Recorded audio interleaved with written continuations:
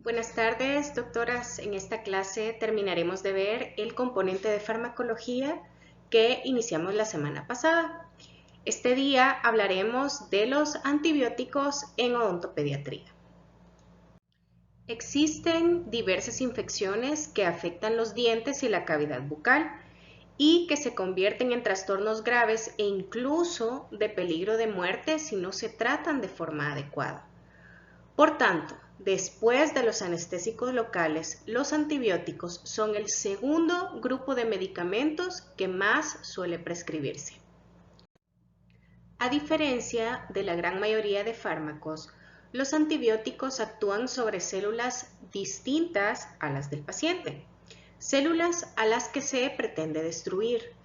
Es decir, se trata de una acción dirigida a eliminar el organismo infectante sin afectar a las células infectadas. Los antibióticos se dividen en dos grandes grupos en función de su actividad antiinfecciosa. Tenemos a los bactericidas, que son aquellos que producen per se la muerte del microorganismo responsable del proceso infeccioso. Y están los bacteriostáticos, que inhiben el crecimiento y la replicación de los microorganismos, por lo que necesitan la colaboración del sistema inmune para eliminar a los responsables del proceso infeccioso. La dosificación de antibióticos se pueden realizar de dos maneras. Una, mediante una tabla que relaciona la edad del niño con la dosis de adulto. Por ejemplo, aquí tenemos un cuadrito en donde si nuestro pacientito tiene 1 año de edad, se le estaría dando 1/4 de la dosis de adulto. Si nuestro paciente tiene 12 años, como lo vimos la semana pasada, a este niño pues ya le corresponde una dosis completa de adulto. Y está la otra forma en donde ajustamos la dosis del medicamento por kilogramo de peso.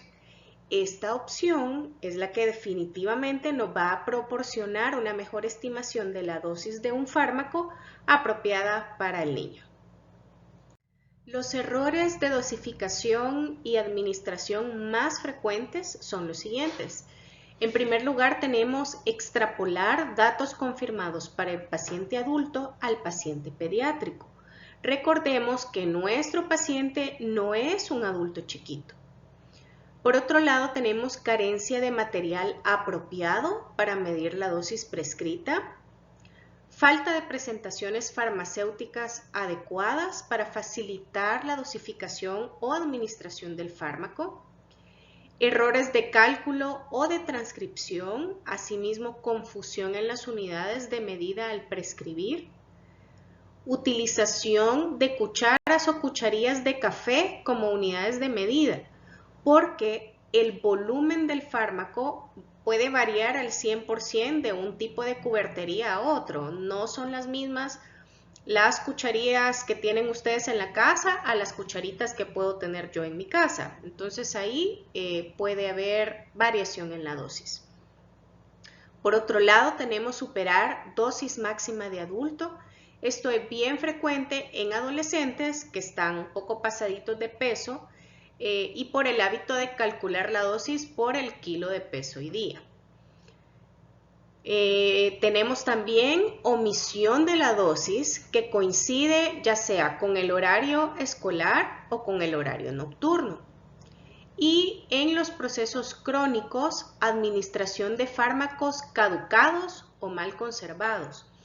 Aquí hay que estar pendientes y hacerle énfasis a los padres de familia sobre este punto, sobre los tiempos de vida de los antibióticos ya preparados. Muchas veces hay papás que no se terminan el frasco completo del medicamento, del antibiótico, y por no desperdiciarlo, ahí lo guardan y pretenden reutilizarlo ante otra crisis del niño. Esto no es correcto, como ustedes saben. Hay dos conceptos que han potenciado el uso incorrecto de los fármacos en la sociedad. El primero, llamado concepto mágico, en donde el paciente piensa que es imprescindible el uso de un fármaco para poder recuperar su salud rápidamente. Y por otro lado tenemos el artículo de consumo, en donde el paciente lo ve como algo que puede tomarse o dejarse de tomar. Esto está relacionado con la venta libre en farmacias y su promoción en los medios de comunicación, ignorando riesgos que conlleva toda la terapia. Es decir, esto deriva en una automedicación. La automedicación pediátrica se llama también medicación por poderes en el niño, ya que no es una decisión autónoma, libre y voluntaria del paciente, sino que se fundamenta en la interpretación subjetiva que hacen de los síntomas la mamá o una persona responsable por el niño, y que lejos de contribuir a una correcta salud del niño, puede derivar en una práctica irresponsable con los efectos adversos que pueden presentarse difíciles de prever. Los riesgos que puede ocasionar la automedicación son: por falta de conocimiento puede provocar interacción con otros medicamentos, oculta problemas de salud mucho más graves, dejan de ser eficaces porque está mal dosificado o no lo toman en el tiempo indicado. En algunos casos, en lugar de ver mejoría, se puede agravar la enfermedad y, por supuesto, hay un alto riesgo de intoxicación. ¿Cuáles son los criterios para la elección del antibiótico? Primero, tiene que ser activo, idealmente bactericida, de espectro reducido, pero que nos incluya la etiología probable, dar siempre el menos tóxico y el que sea de fácil administración para nuestro paciente, que sea de farmacocinética adecuada, el más barato, idealmente, con la vía idónea, la dosificación apropiada y que sea ingerido hasta la curación total. Imagino que en más de una ocasión han tenido la oportunidad de ver este tipo de pacientes que se presentan a la consulta con estos acúmulos grandes de pus, ¿verdad? Son unas infecciones bastante grandes que pueden llegar a generar un poco de molestia en el paciente. A mis estudiantes siempre les pregunto: ¿ustedes al ver esto creerían que debemos indicar antibiótico? Los antibióticos sabemos que se indican con una finalidad terapéutica, para eliminar la infección, disminuir su gravedad, acortar la evolución, evitar complicaciones generales. Y muchas veces los damos con una finalidad preventiva en aquellos pacientes con enfermedades base, ya sean cardiológicas o inmunológicas. Si ustedes respondieron o han tenido la oportunidad de tratar estos casos y han indicado antibiótico, pues déjenme decirles que son casos que no necesitan el antibiótico. La evidencia sugiere que la terapia local es muchas veces necesaria y suficiente para el tratamiento de infecciones bucales. El 97% de los casos, como les digo, la conducta local cura este tipo de infecciones. Así que los antibióticos sistémicos presentan una indicación estricta en odontopediatría. Ok, si en estos casos yo no doy antibiótico, ¿en qué casos sí lo voy a indicar? Número 1, si tiene fiebre. Esto indica que la infección ya se diseminó por vía sanguínea. Linfadenopatías. Quiere decir que la infección se está diseminando por vía linfática. Cuando el niño tiene un malestar general, lo vemos con cambios de humor, refiere dolores de cabeza, ese malestar como que se va a enfermar. Y cuando hay inflamación extraoral, porque esto nos indica que la infección ya se diseminó a los espacios aponeuróticos. Muchas veces en infecciones odontogénicas, por ejemplo, un absceso limitado y sabemos la pieza causal, la maniobra local es suficiente. En cambio, si yo veo que ese absceso es más difuso, que abarca piezas vecinas, que toca el fondo del surco, o que incluso ya lo veo que está afectando otras regiones faciales, el tratamiento local debe complementarse con antibiótico-terapia para limitar la difusión del proceso infeccioso. Si el tratamiento local no se realiza o no se realiza adecuadamente y solo administramos los antibióticos, sí estará ayudando ya que disminuye la virulencia del proceso, pero se va a reagudizar al momento que el niño suspenda la medicación. Luego que hemos revertido el estado agudo del proceso infeccioso, entonces vamos a decidir si el tratamiento definitivo es la conservación de esa pieza dentaria o con el tratamiento endodóntico correspondiente más su restauración o la extracción. Hasta este punto es que ya se considera que está resuelta la urgencia de nuestro paciente. Si se nos presenta un caso así, por supuesto que necesita terapia antibiótica, pero es mejor referirlo, ¿verdad? Es lo más prudente y que se le dé al niño un manejo hospitalario. Aquí les presento una lista de las diferencias entre la celulitis facial y el absceso. La celulitis facial usualmente está indurada, el absceso es fluctuante. La celulitis no se drena. Como les acabo de mencionar, el manejo es hospitalario. Presenta tumefacciones difusas, dolorosas, induradas y eritematosas. Si en algún momento alguna de ustedes tiene la oportunidad de trabajar en un hospital y recibir este tipo de casos, si necesitan anestesiar, ¿qué anestésico se puede utilizar? El más recomendado es la mepivacaína sin vasoconstrictor al 3%, ya que como lo hablamos la clase pasada, el tejido blando se acidifica con un proceso infeccioso. Y de todos los anestésicos que tenemos a nuestra disposición en odontología, la mepivacaína es el anestésico más estable en un medio ácido. En niños y adolescentes se contraindica en forma absoluta la extracción de una pieza causal en la urgencia mientras la infección está en estado agudo.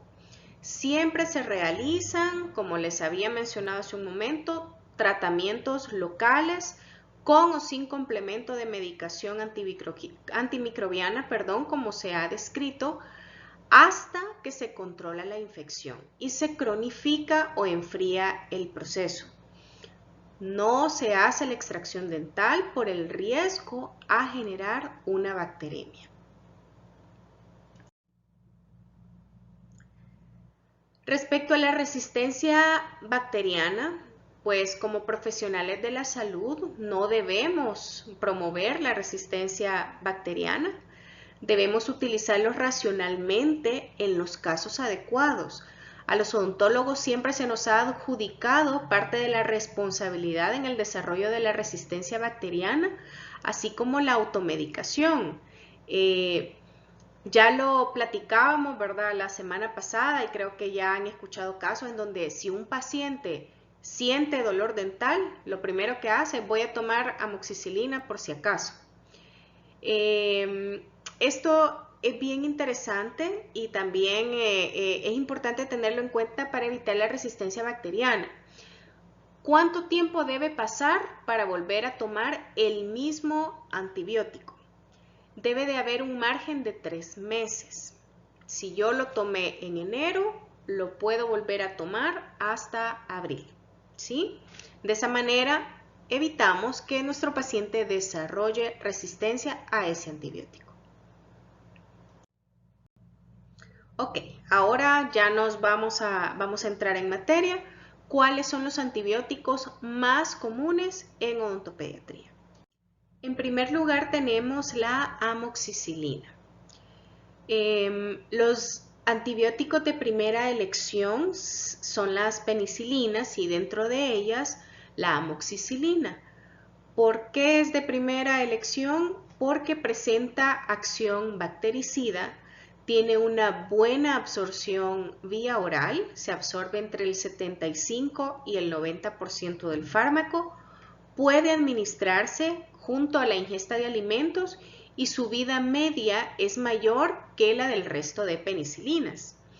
La dosificación cada 8 horas nos permite adecuar los horarios de las tomas para permitir el descanso nocturno del paciente, sobre todo cuando es un niño pequeño. Por otra parte, el rango entre las dosis terapéutica y tóxica o máxima es bastante amplio, entonces nos permite un margen seguro de dosificación. La amoxicilina está contraindicada en individuos con antecedentes de anafilaxia, urticaria o erupciones inmediatamente después de la administración de la amoxicilina por el riesgo que presentan de hipersensibilidad inmediata.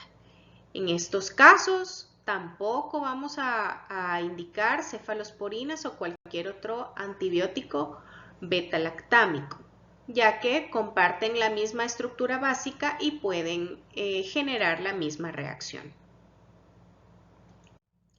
Aquí les presento algunas marcas de amoxicilina que tenemos disponible en nuestro país.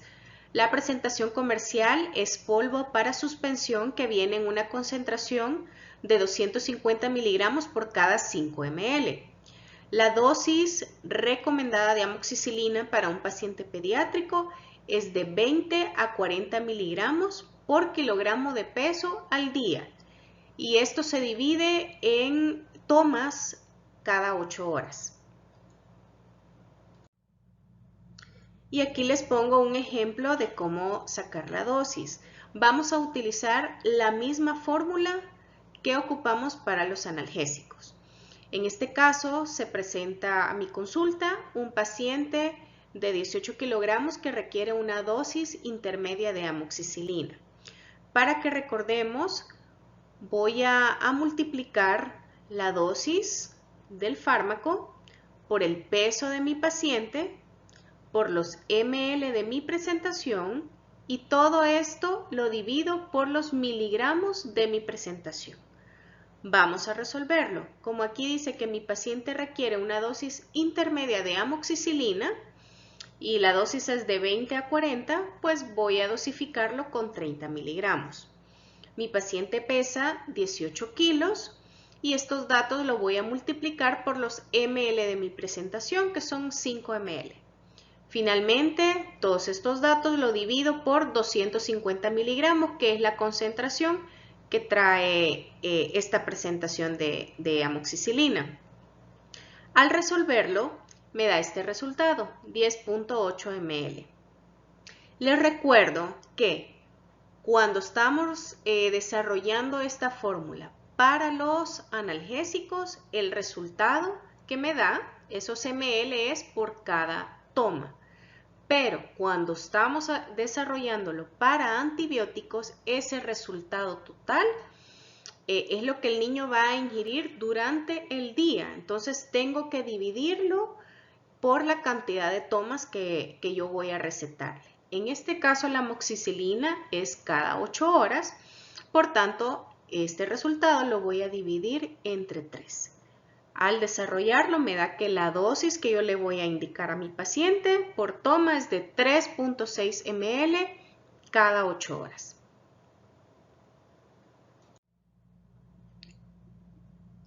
Ok, aquí tenemos otro caso, es un paciente de 20 kilos que requiere la dosis mínima de amoxicilina.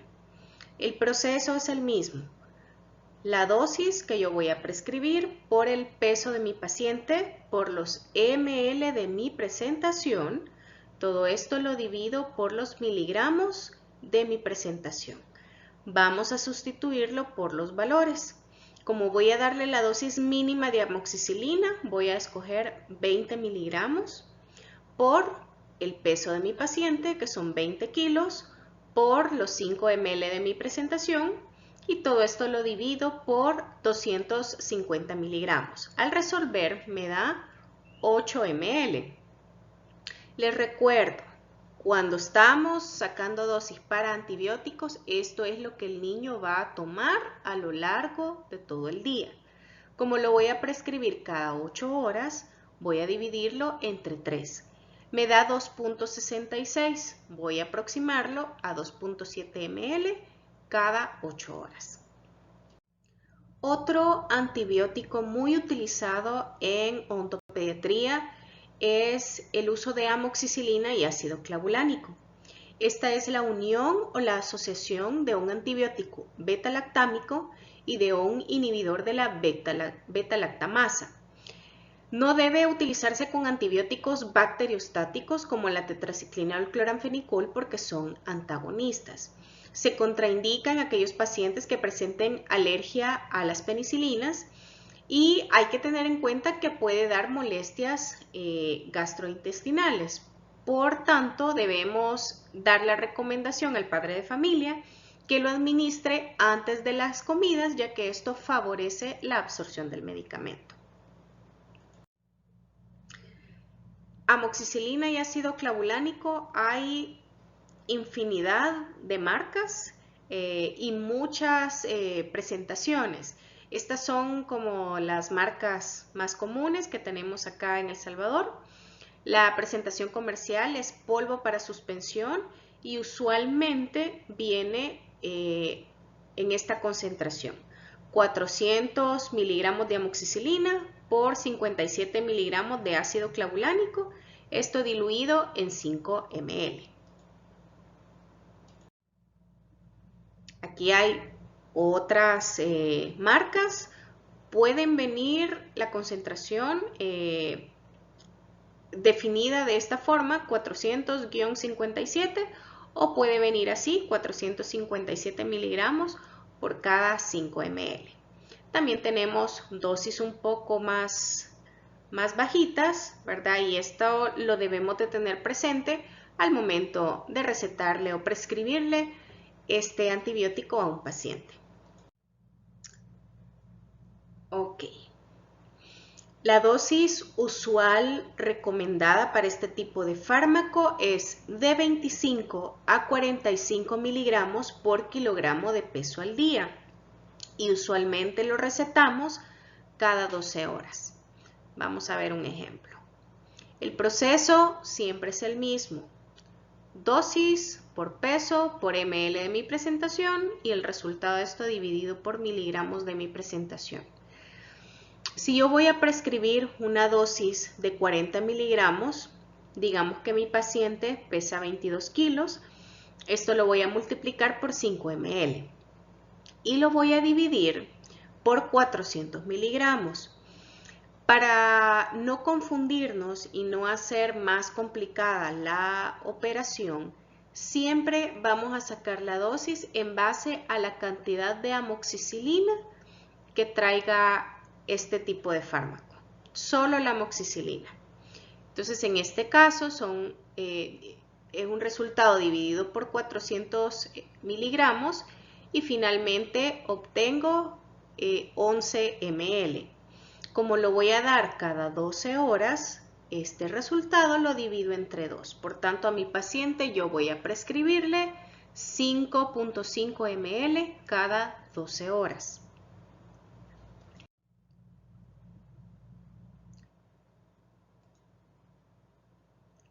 En este caso, es un paciente de 14 kilos que requiere una dosis de 40 miligramos de amoxicilina más ácido clavulánico.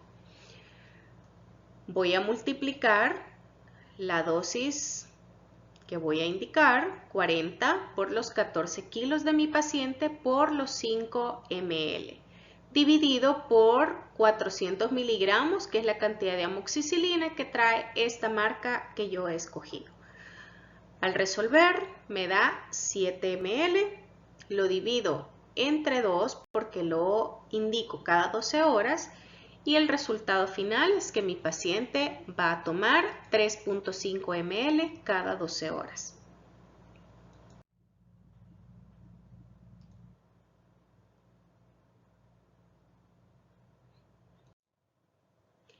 Este es el mismo paciente que necesita la misma dosis, pero yo he escogido una marca que trae una dosis un poco más concentrada, más elevada.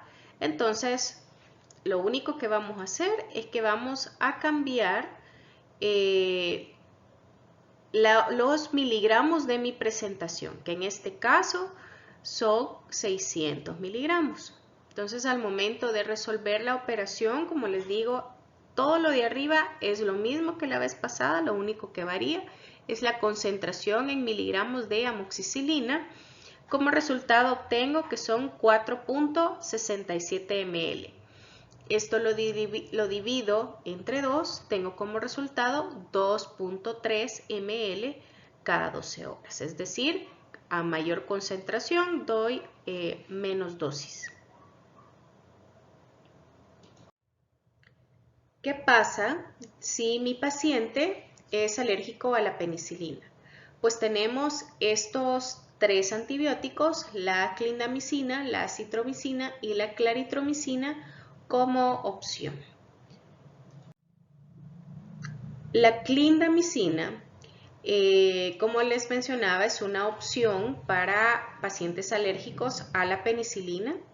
Es muy efectiva para el tratamiento de abscesos, pero está relacionada al sobrecrecimiento de Clostridium difficile, lo que provoca colitis pseudomembranosa. La colitis pseudomembranosa se manifiesta por un dolor bastante intenso, diarrea, sangre o moco en las evacuaciones y fiebre. Si esto llegara a pasar en alguno de nuestros pacientes, pues lo más recomendable es suspender inmediatamente el antibiótico y referirlo con el gastroenterólogo. Esto es muy importante porque actualmente aquí en El Salvador no contamos con presentación en suspensión para niños, pero se los pongo en el caso que en Guatemala o en Honduras sí lo tengan o que lo introduzcan, ¿verdad? En farmacia, entonces puede ser una opción que podamos manejar. La dosis pediátrica es de 20 a 40 miligramos por kilogramo al día. Lo usual es que lo indiquemos cada 8 horas. Les he puesto aquí un asterisco porque según la gravedad de la infección podemos indicarlo cada 6, cada 8 o cada 12 horas. Pero lo usual es que sea cada 8. Este fármaco, el Dalacin C, aquí lo tuvimos hace muchos años y honestamente no sé por qué lo suspendieron, pero como les digo, ahorita no lo tenemos acá en el país. Pero para las chicas que son de fuera, aquí les pongo un ejemplo. El proceso, el mismo, ¿verdad? Hasta se van a aburrir de tanto hacerlo. Voy a dejar la dosis mínima en este ejemplo. 20 miligramos, es mi mismo paciente de 22 kilos y esto lo voy a multiplicar por 5 ml. Viene en una concentración de 75 miligramos, entonces toda esta operación la resuelvo y obtengo como resultado 29.3 ml. Yo lo voy a recetar a mi paciente cada 8 horas, entonces voy a dividir el resultado entre 3 y finalmente tengo que a mi paciente yo le voy a indicar clindamicina, 10 ml de clindamicina cada 8 horas. Aquí realmente si hacen la operación, los 29.3 ml en 3 tomas nos da como resultado 9.8. Pero para que a la madre no se le haga difícil dosificarlo, lo vamos a redondear a 10 ml. Ok, otro fármaco para pacientes alérgicos a la amoxicilina es la claritromicina. Este fármaco hay que tener un poco de precaución, ya que puede causar arritmia cardíaca en pacientes con alteración cardíaca preexistente y es un bacteriostático de amplio espectro. Estos son los más conocidos que tenemos acá. Viene en una presentación comercial de 250 miligramos por 5 ml. Todos los antibióticos son polvos para preparar como suspensión. Y de todos los antibióticos con los que yo he trabajado, este es el que a mí se me hace más difícil para trabajar con un niño, porque al hacer la mezcla para suspensión, no sé, las que son mamás si han tenido la oportunidad, a mí sí ya me tocó vivirlo con mi hija, pero al momento de hacer la mezcla, el sabor es exageradamente dulce, pero al tragarlo queda un sabor amargo bastante intenso, pero quizás ese no es el problema mayor, sino que quedan como granitos dentro de la mezcla. Entonces, muchos niños, con mi hija me pasó, como les digo, y pacientitos míos, sus papás me han referido que les ha sucedido lo mismo, que los niños no lo toleran y lo terminan vomitando. Entonces quizás esta no sería para mí la opción inmediata, ¿verdad? Si es que les aparece un paciente alérgico a la amoxicilina. La dosis pediátrica es de 15 miligramos por kilogramo de peso al día y usualmente dividimos la dosis cada 12 horas. Como son 15 miligramos, 15 miligramos, yo lo multiplico por el peso del paciente, que en este caso digamos que pesa 23 kilogramos, lo multiplico por los 5 ml de mi presentación y lo divido por 250 miligramos del componente. Resuelvo y tengo 6.9 ml. Lo divido entre 2 porque son cada 12 horas, entonces en cada toma mi paciente va a tomar 3.5 ml. Y por último tenemos la acitromicina. Esta, como les decía, es una opción para pacientes alérgicos, ya sea a las penicilinas o a las cefalosporinas. También puede causar arritmia cardíaca en pacientes con algún problema cardíaco preexistente y está contraindicado en pacientes que tengan hipersensibilidad a la acitromicina, a la eritromicina o a cualquier otro macrólido. Estas son las marcas que tenemos en el mercado y vienen una presentación de 200 miligramos por cada 5 ml.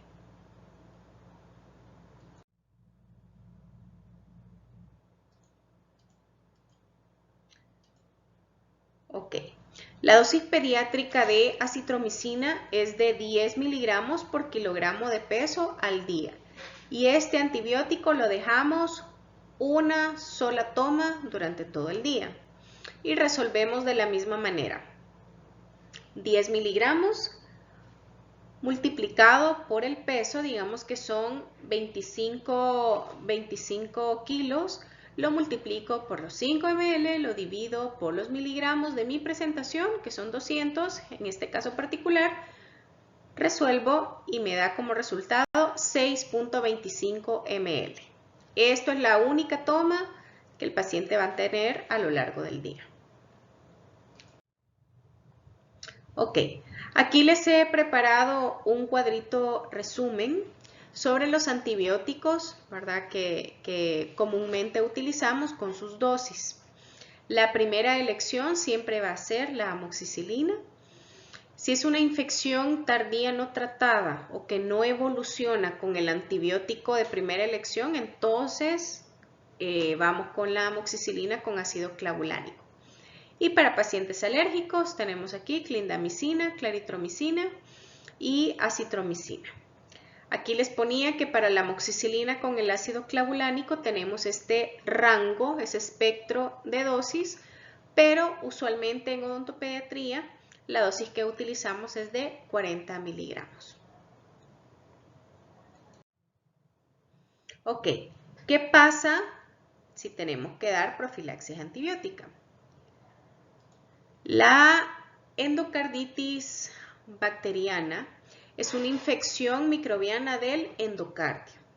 Ciertos pacientes con lesiones cardíacas congénitas o defectos cardíacos adquiridos se consideran en alto riesgo de desarrollar esta enfermedad si hay bacteremia transitoria ocasionada por un procedimiento o manipulación dental. Entonces, sí vamos a recomendar profilaxis contra la endocarditis en los siguientes casos. Pacientes que tengan válvulas cardíacas protésicas, endocarditis bacteriana previa, cardiopatía congénita, pacientes con trasplante de corazón o pacientes inmunosuprimidos.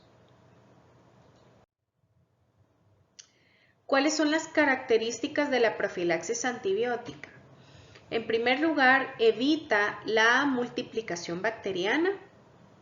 Segundo, que alcanza dosis plasmáticas mayores. Se indica entre 30 a 60 minutos antes del procedimiento que yo voy a realizar y siempre se da una sola dosis. ¿En qué procedimientos se utilizan y en qué procedimientos dentales no se utiliza la profilaxis antibiótica? Sí se utiliza o se recomienda en extracciones dentales, procedimientos periodontales, como cirugía, raspado radicular, cuando se vayan a hacer implantes, reimplantes de dientes avulsionados, algún tratamiento endodóntico, ya sea instrumentada o a través de cirugía apical, colocación inicial de bandas de ortodoncia, anestesia intraligamentaria y limpieza de dientes donde se anticipa sangrado. Como pueden ver, o sea, todos son procedimientos, algunos no tan invasivos, pero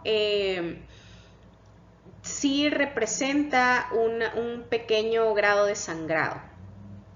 Y no lo vamos a utilizar cuando estamos a punto de realizar odontología restauradora, ¿verdad? Ya sea operatoria, prostodoncia, aunque utilicemos hilo retractor, ¿verdad? En estos casos no dejamos profilaxis antibiótica, colocación de otras técnicas anestésicas, diferente a la intraligamentaria, tratamiento endodóntico intracanal con su reconstrucción, colocación de dique de goma, retiro de puntos, colocación de prótesis u ortodoncia removible o cuando el paciente llega a su ajuste de ortodoncia mensual, cuando hagamos impresiones, tratamientos con fluoruros, radiografías o en el recambio dental. Algo importante que ustedes deben entender es que con un esquema antibiótico frecuente, es decir, que yo a este paciente le dejo antibiótico y le vuelvo a dejar antibiótico, etc. Si yo tengo un esquema antibiótico de este tipo, sí puedo llegar a generar resistencia bacteriana en mi paciente. Pero si es un paciente al que yo le estoy dando profilaxis antibiótica frecuente, no le voy a generar resistencia bacteriana. ¿Por qué? Porque no estoy tratando ninguna infección. O sea, este paciente viene a mí no porque tenga infección, sino que es porque le doy la profilaxis porque quiero evitar un proceso infeccioso después de un tratamiento dental. Entonces, si mi paciente viene una vez a la semana y yo en cada cita le doy profilaxis antibiótica, no le voy a generar resistencia bacteriana. El problema es cuando ya hay una infección y yo trato frecuentemente con antibióticos el problema. Ok, ¿cuáles son las dosis para dar profilaxis antibiótica? Siempre el antibiótico de primer escoge es la amoxicilina. En este caso, la dosis de profilaxis antibiótica son 50 miligramos por kilogramo de peso una hora antes de su consulta. Y para los pacientes alérgicos a la penicilina, se puede dar clindamicina, que les recuerdo aquí en El Salvador no hay, pero para quienes tengan en sus países este fármaco, clindamicina a dosis de 20 miligramos por kilogramo de peso. Puede ser una media hora antes, de 30 a 60 minutos antes. Y ya sea, también tenemos acitromicina o claritromicina, ambas con una dosis de 15 miligramos por kilogramo de peso, 30 a 60 minutos antes de la consulta. Aquí hay algunas recomendaciones para el buen uso de los antibióticos. En primer lugar, el antibiótico debe ser administrado con un mínimo de 5 días.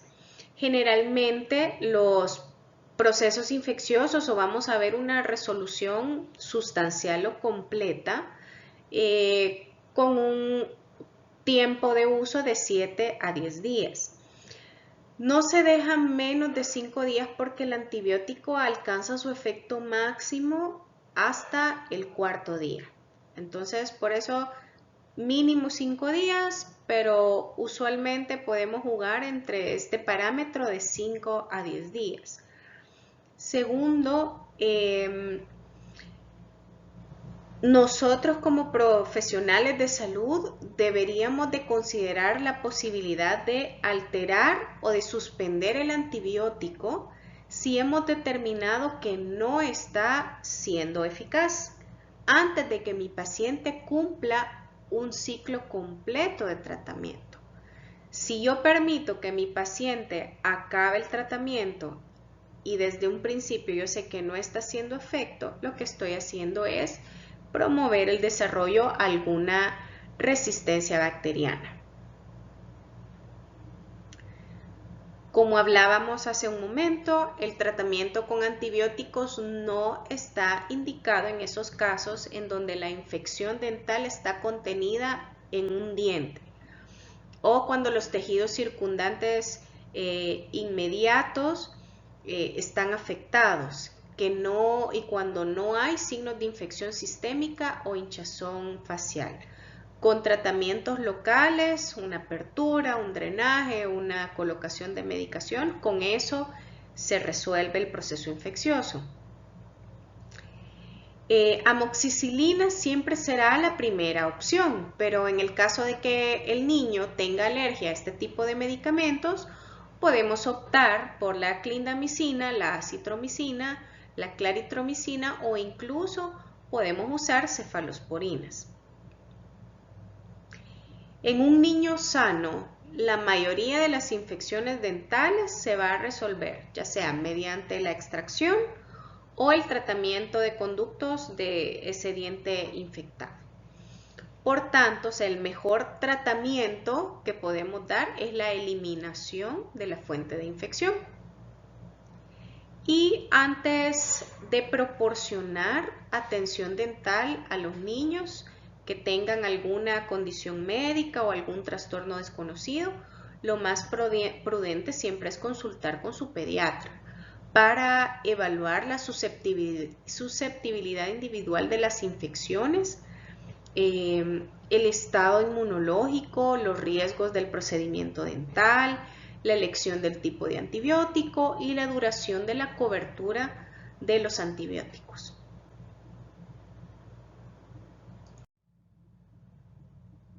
Ok, ahora vamos a pasar a la segunda parte de la clase y esto es sumamente importante que nos quede bien claros.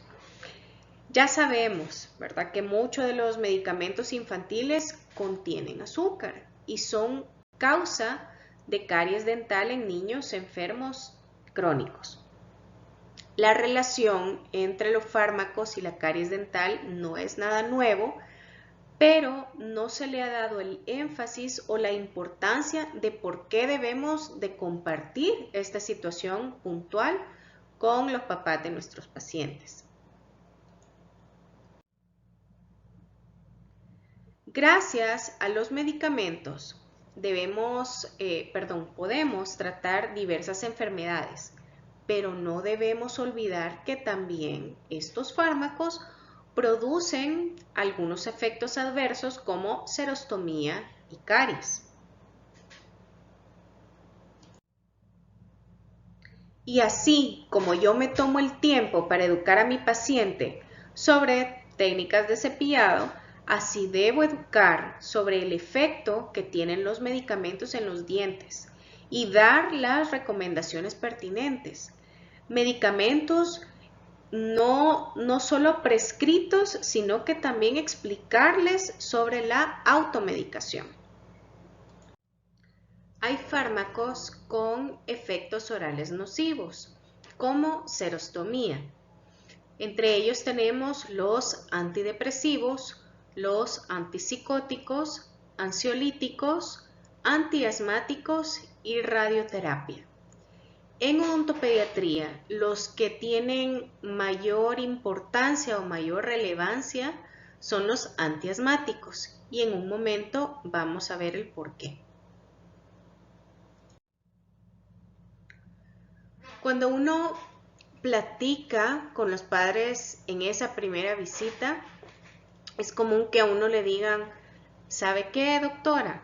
Desde que le di tal medicamento al niño, se le comenzaron a arruinar los dientes. Le adjudican la culpa al principio activo y no al azúcar que está contenido en el fármaco.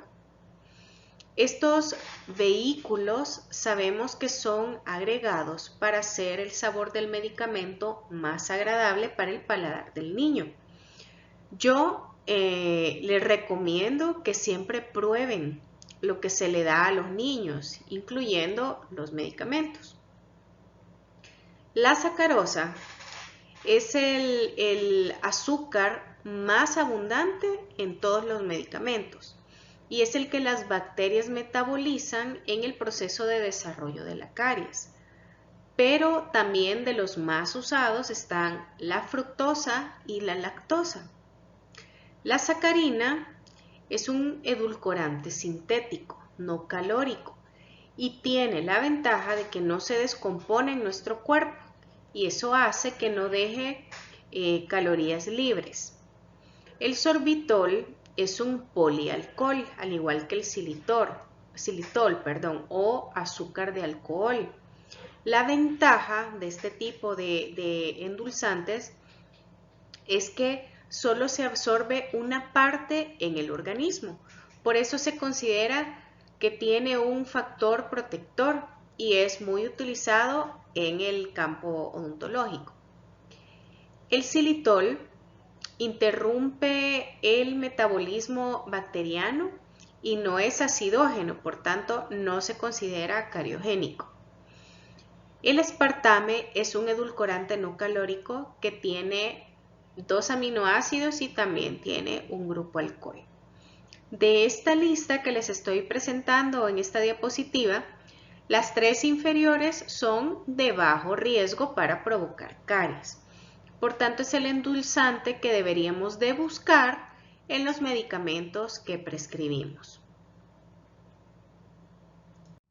Entonces, un buen ejercicio es chequear los ingredientes de los jarabes que estamos prescribiendo a nuestros pacientes.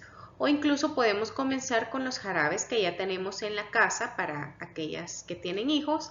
Ya saben que tener hijos pues es tener un botiquín completo en la casa. Este es un resumen de lo que vimos, lo que les comenté en la diapositiva anterior. El xilitol no es acidogénico, el sorbitol es hipoacidógeno y la sacarosa y la fructosa son los azúcares más utilizados y son altamente acidogénicos. Ok. En un estudio se observó variaciones de pH del biofilm que se producía tras enjuagarse con 2 versiones del mismo medicamento, uno azucarado y el otro no.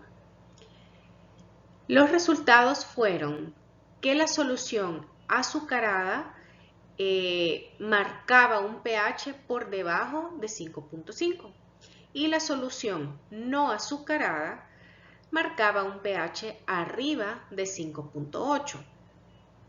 Se sabe que un pH por debajo de 5.5 es un pH altamente dañino para las estructuras dentales. La saliva tarda de 30 a 60 minutos en estabilizar el pH bucal. A eso se le llama el efecto buffer.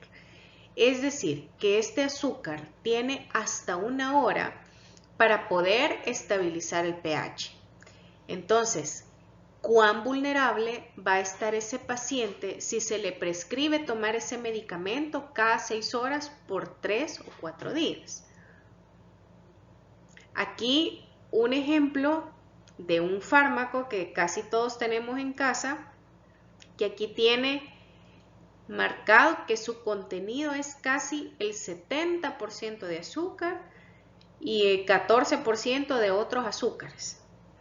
Solo para que vean la cantidad de azúcar que se le agrega a un fármaco infantil. ¿Por qué el asma infantil es de nuestro interés? En primer lugar, porque afecta del 1 al 30% de la población de niños y adolescentes. Y a medida pasan los años, este porcentaje se va haciendo cada vez mayor. Por otro lado, el tratamiento farmacológico para el asma se basa en 2 grupos. Están los broncodilatadores como el salbutamol, que son fármacos que regulan, y están los corticosteroides, que son fármacos que desinflaman. Los broncodilatadores, como el salbutamol, disminuyen el flujo salival, lo disminuyen entre un 20 a un 35%. Es decir, nos vamos quedando, nos va dejando sin un elemento de protección. Entonces ya podemos ir pensando que ese paciente puede padecer de gingivitis, de halitosis e incluso caries. Otra cosa importante, los broncodilatadores acidifican el pH del biofilm y, como les comentaba, está asociado con el incremento de gingivitis y de caries. Estos medicamentos también tienen un cierto grado de contenido de azúcar.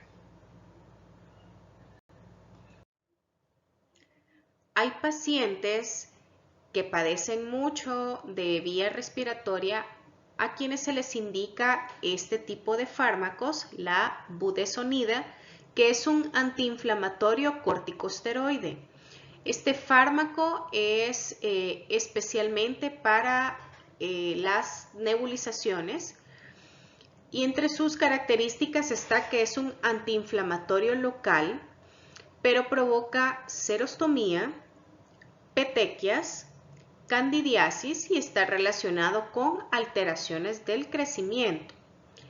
Los pacientes con asma o pacientes que padezcan muchísimo de las vías respiratorias son pacientes considerados de alto riesgo de caries, que no se les olvide.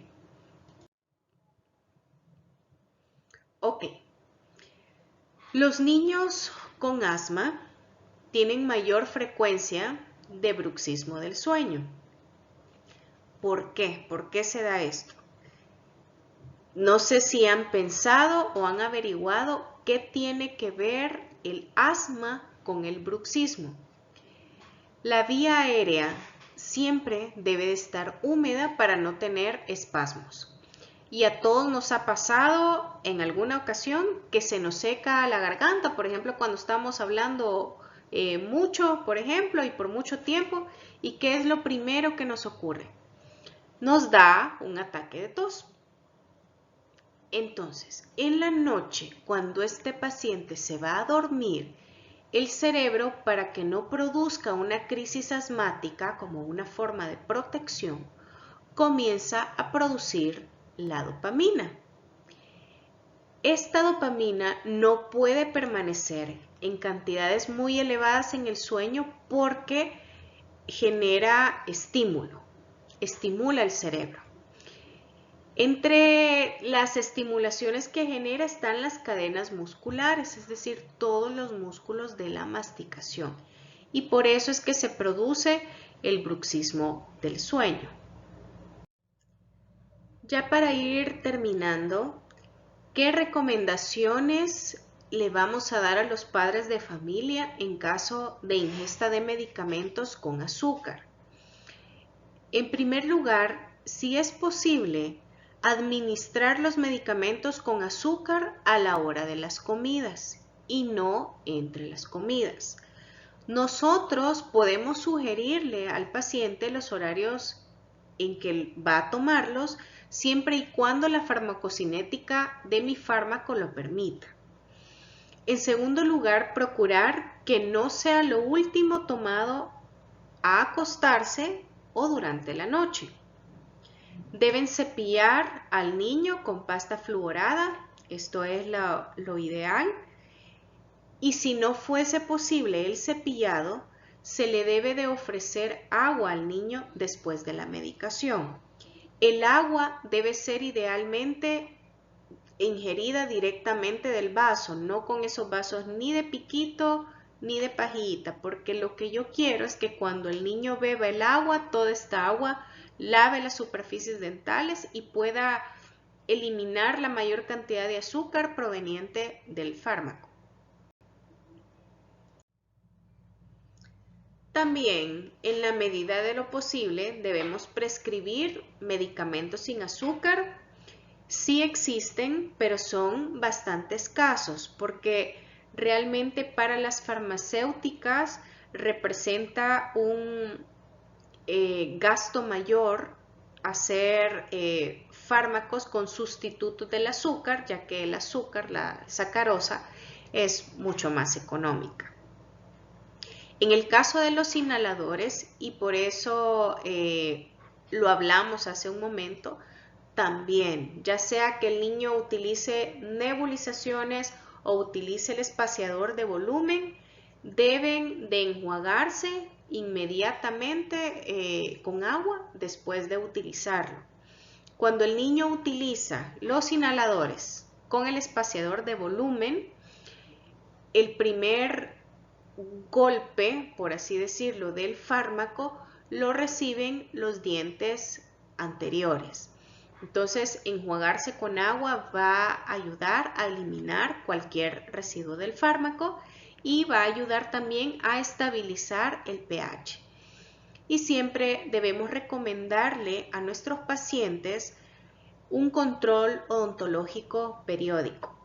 Si son niños que toman fármacos frecuentemente por distintas causas, son pacientes que padecen mucho de vía respiratoria o son pacientes asmáticos, sus controles odontológicos van a ser más seguidos y aunque no tengan lesiones por caries en boca, deben ser considerados pacientes de alto riesgo. Esto es todo que tengo para esta clase. A través del campus virtual estaré enviándoles material adicional para que puedan leer y complementar el tema. También quedo al pendiente de la actividad que vamos a realizar en conjunto, lo que hablamos la semana pasada acerca de los fármacos que más usamos en odontopediatría. Y por supuesto, si tienen alguna pregunta, saben que pueden escribirme a mi teléfono y con gusto aclaramos cualquier duda o situación. Gracias por su atención y nos vemos la próxima semana. Chao.